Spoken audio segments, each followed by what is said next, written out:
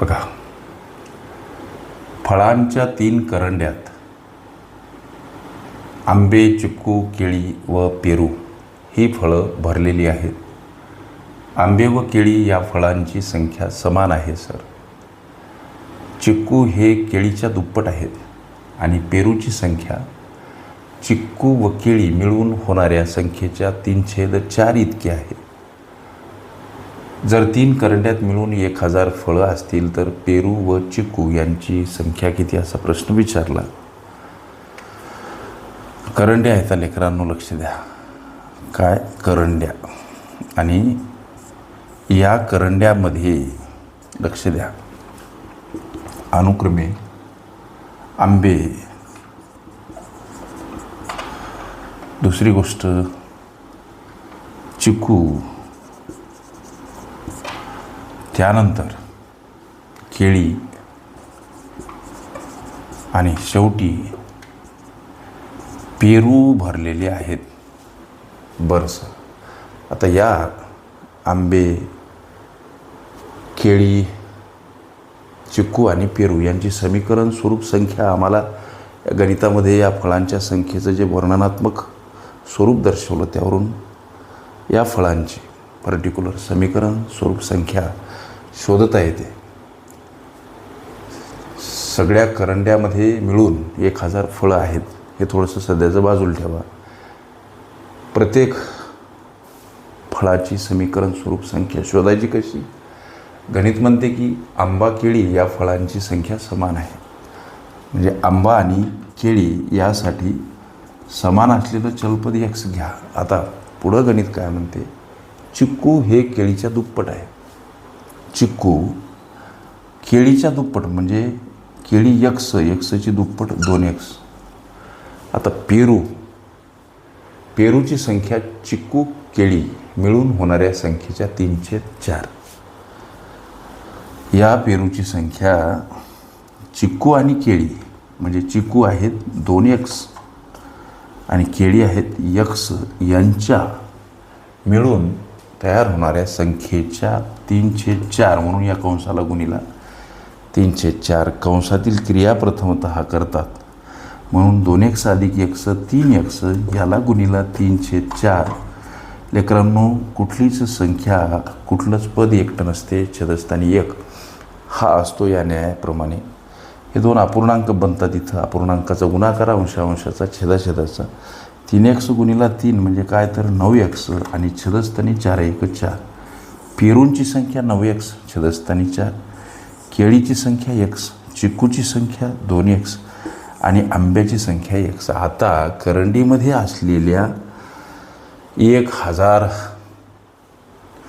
फळांचा विचार, समीकरण स्वरूप असलेले हे आंबे, चिक्कू, केळी आणि पेरू 9x छेदस्थानी 4 हे सगळे फळं 1000 आहेत सर्व करंड्यामध्ये. हे अशा पद्धतीची मांडणी लेकरांनो.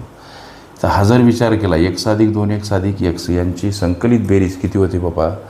3x आणि x 4x अधिक समोर 9x छेदस्थानी 4 समोर हे 1000. लेकरांनो, हा संयुक्त पूर्णांकयुक्त अपूर्णांक कोणता सर? 4x अधिक 9x छेदस्थानी 4 हा आहे लेकरांनो पूर्णांकयुक्त अपूर्णांक. पूर्णांकयुक्त आणि अपूर्णांक याचं अंशाधिक रूपांतरण करत असताना छेदाने पूर्णांकाला गुणणे, अधिक असेल अंश मिळवणे, वजा असेल वजा करणे, छेदस्थानी छेद जसाच्या तसा मांडणे. ह्या काही गणिताच्या गुणधर्माच्या गोष्टी आम्ही पक्क्या लक्षात ठेवल्या पाहिजे. म्हणजे 4×16x लक्षात घ्या. अधिक 9x अंश मिळवायचा, छेदस्थानी छेद जसाच्या तसा, समोर हे करंडीतील फळं एकूण. आता 16×9=25x सर, छेदस्थानी 4 समोर 1000.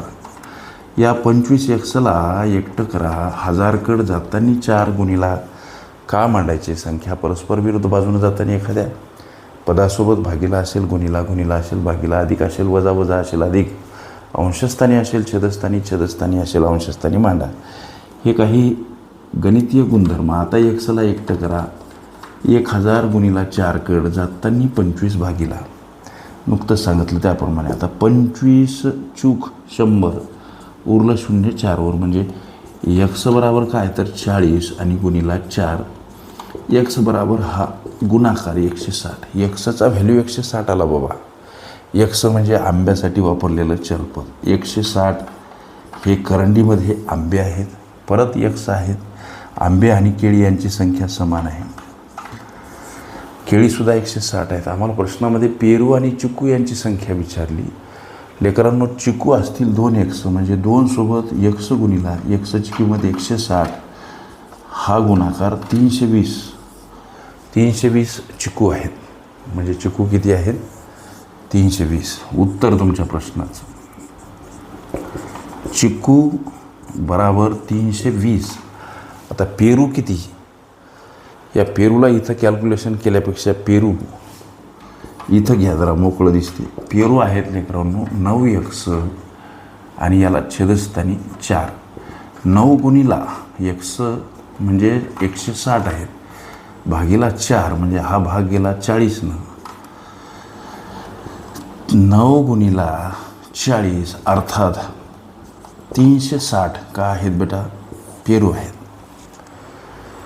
चिक्कू 320, पेरू 360. एखाद्या वेळेस ही बेरीज करून पर्याय असेल तर प्रश्नाचं ॲक्युरेट ॲन्सर 320, 360, 0, 8 आणि 680. 680 पर्याय आहे किंवा वेगवेगळे पर्याय दर्शवले 320, 360. हे टॅली करा. हे तुमच्या विचारल्या प्रश्नाचं उत्तर. ओके. संकीर्ण प्रश्नसंच ही माझी प्लेलिस्ट अवश्य बघा. त्यामध्ये विविध स्पर्धकांनी विविध अंगांनी विचारल्या संभाव्य अशा असंख्य प्रश्नांचा सराव तुम्हास करता येईल.